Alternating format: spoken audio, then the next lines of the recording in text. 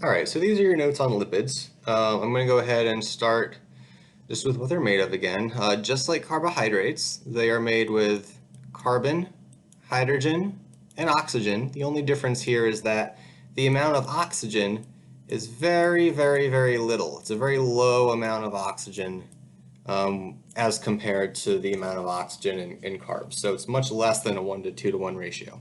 So much, much, much less oxygen. Some main functions here just to get us started. Lipids are long-term storage. And we'll kind of go through some of the examples here too. As opposed to carbs, which are kind of shorter-term storage, lipids are longer-term storage. Insulation is one of the main functions as well. So one of the main actually locations for insulation is directly under your skin. So if you pinch your skin, what you're pinching is fat underneath the skin, and you need that. You don't want to get rid of that. Your body actually won't really let go of it because it serves as kind of a baseline insulator. If your organism adapted to colder environments, you have much more of this. But all organisms, or at least all animals, will have this, or mammals will have this more or less to some extent, depending on where they live. You also have fat for cushioning. Think about your butt.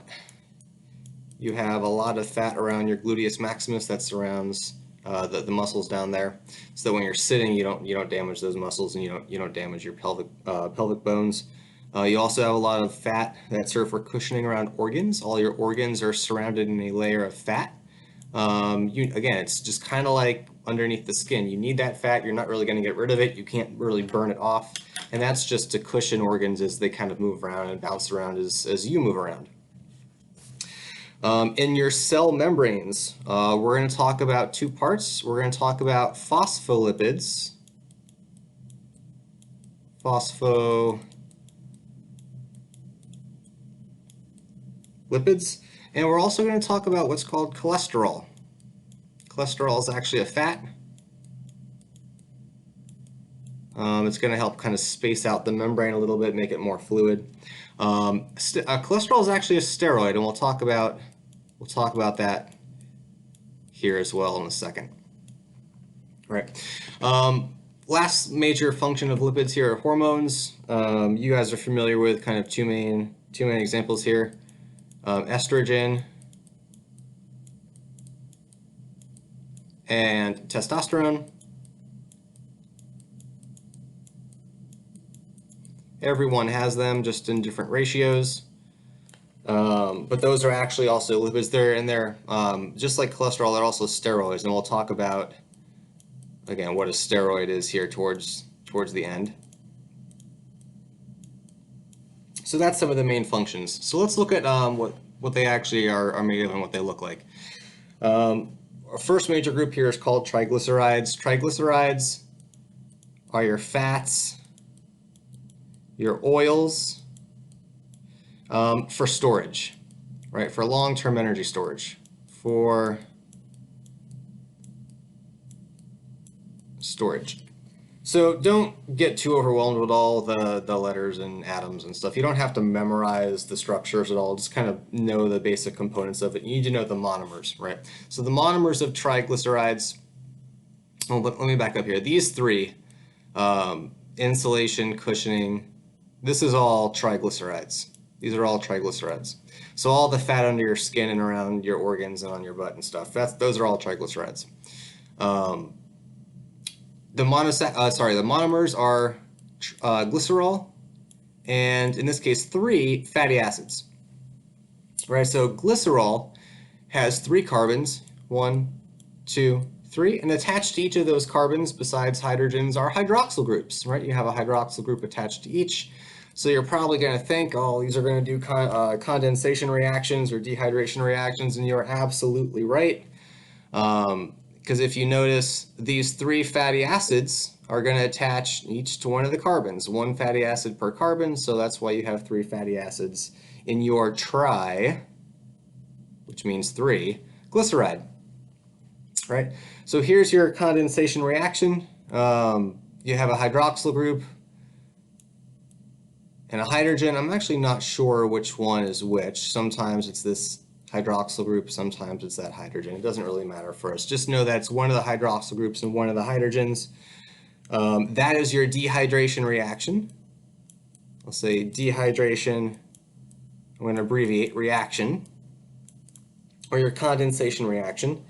And you form your covalent bond between each of the carbons in your glycerol molecule and each of the fatty acids. And just think of the fatty acids as hanging down. It's just like one of those little mobiles or the mobiles that hang on a little, like a crib or a baby bassinet or whatever, and the baby looks at it and it's dangling down, right?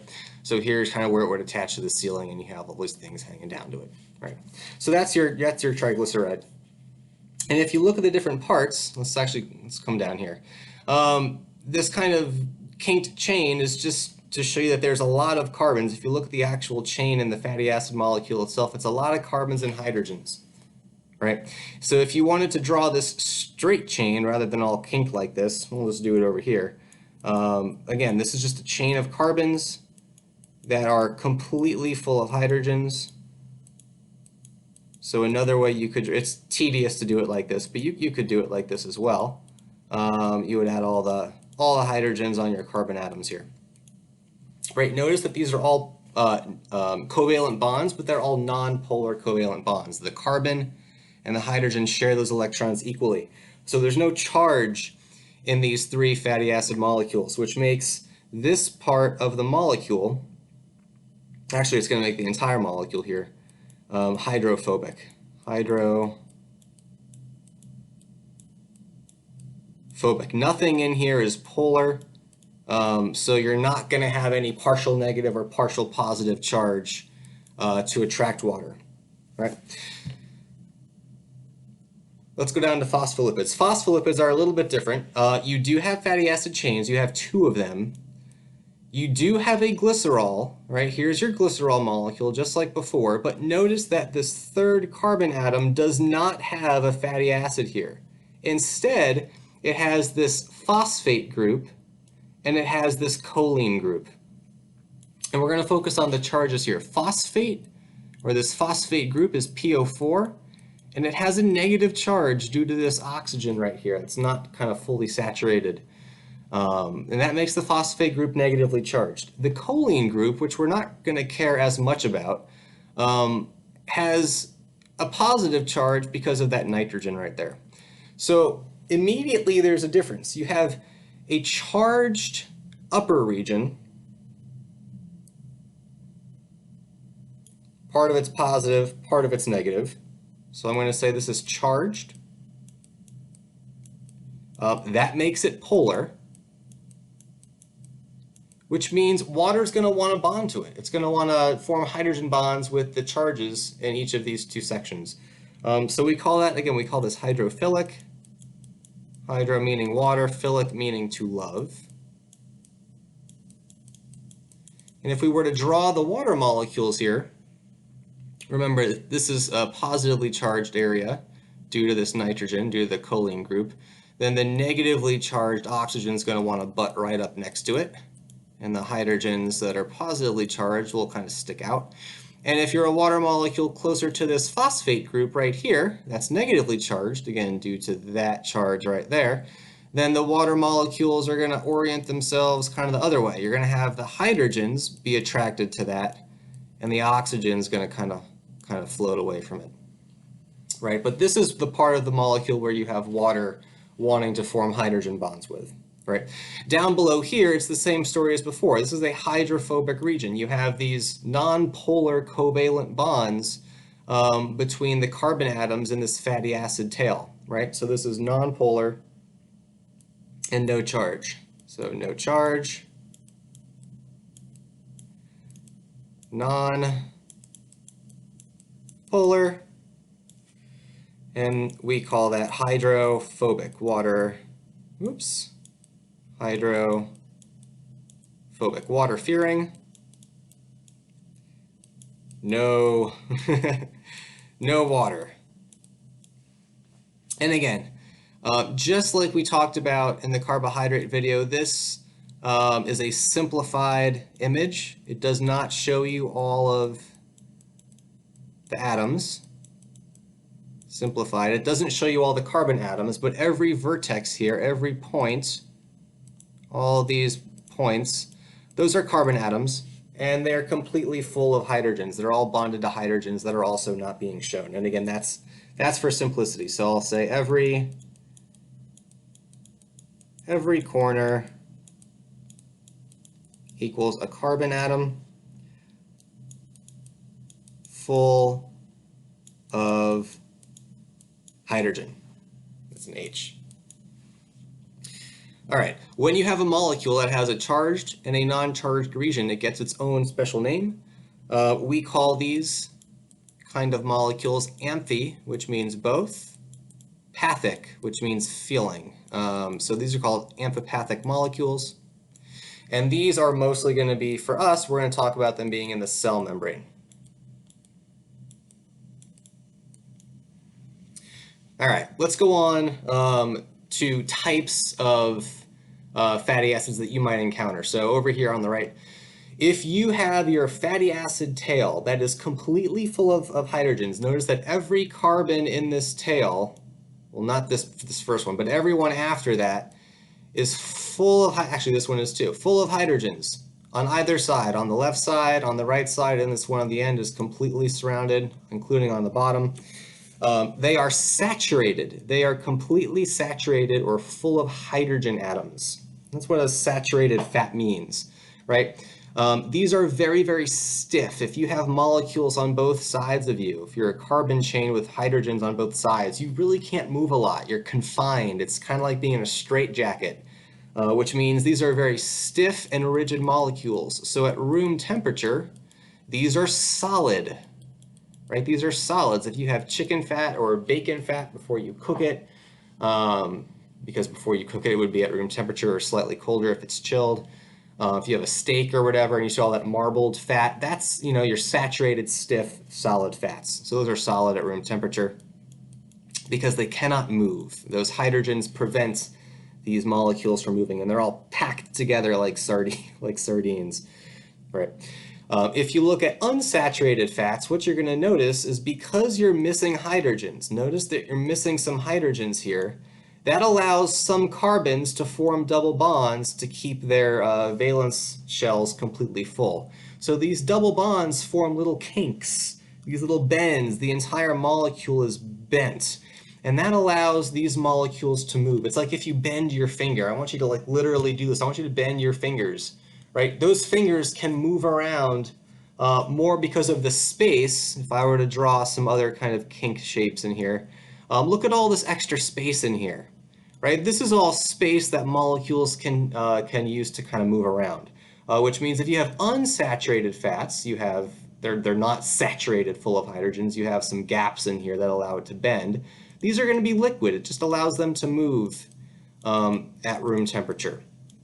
Right, so a lot of your plant fats, like olive oil, a lot of your cooking oils, canola oil, vegetable oil, etc., are your unsaturated fats.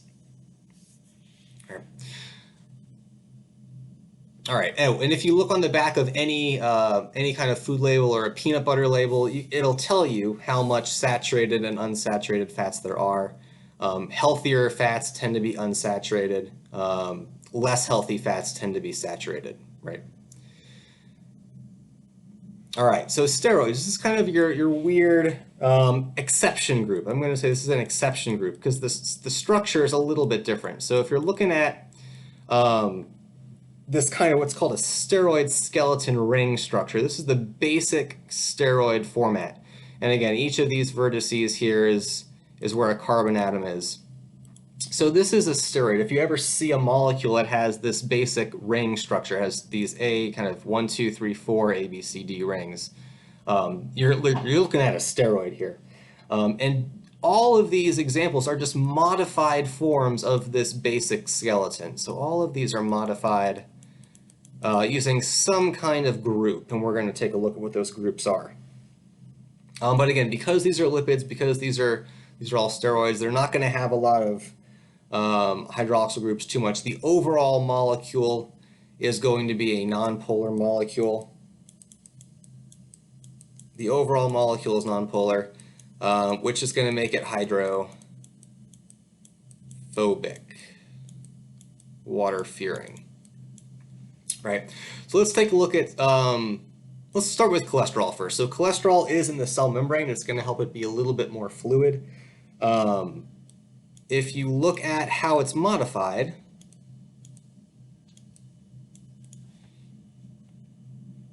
you have some hydroxyl groups. So you have a methyl group right here, methyl group right here. You have this big kind of carbon group here, and that's what cholesterol is, right? If you look at some other modifications to this structure, and again, here are the rings. Here's the A ring, the B ring, the C ring, and the D ring. And you don't have to memorize this by any means. I just want you to be able to recognize that this is a steroid, right? If you have, let's see, testosterone, everyone has testosterone, just different ratios if you're male or female. Estradiol, similarly, everyone has it just in different ratios. And if you look at the overall basic structure, it's the same with some slight modifications to it. So estrogen has this hydroxyl group down here, whereas testosterone only has this double bonded oxygen, right? In this case, they actually both have a methyl group up here, but testosterone has one here, whereas estradiol does not. It's missing a methyl group there. They both have a hydroxyl group up here. So they're similar. The overall structure is similar, but there are slight modifications. And those slight modifications, and this is the key thing, are the only reason these molecules behave differently in the body, right? The only reason they behave differently in the body. So I'm going to write down here, small changes, oops, not stall. Small changes, I'll do a little triangle for change for the people who are math inclined. Small changes have huge effects. And we're going to see this when we look at amino acids also. Small changes have huge effects. Right, so just in quick summary, lipids have these basic functions. You do need to know these. They have a low relative amount of oxygen. If you were to count oxygen in here, you'd see there's very kind of limited oxygen. You've got triglycerides with the glycerol and the fatty acid monomers that with dehydration synthesis, they are linked together. Those are hydrophobic. You've got phospholipids that are charged and non-charged, which means they're amphipathic. They can have kind of both properties. Those are going to be in our cell membranes quite a lot. Steroids are also lipids. They're a little bit of an exception, but they have this basic architecture that is slightly modified to get you different steroids and cholesterol. And then if you look at the fatty acids themselves, if they are full of hydrogens, they're stiff and rigid. That's going to affect membrane fluidity when we talk about the cell membrane. Unsaturated fats have gaps where double bonds can form. That means the molecule is bent. And cell membrane that has a lot of these can be a little bit more fluid, right? So we'll talk about that more later, and I hope this helps.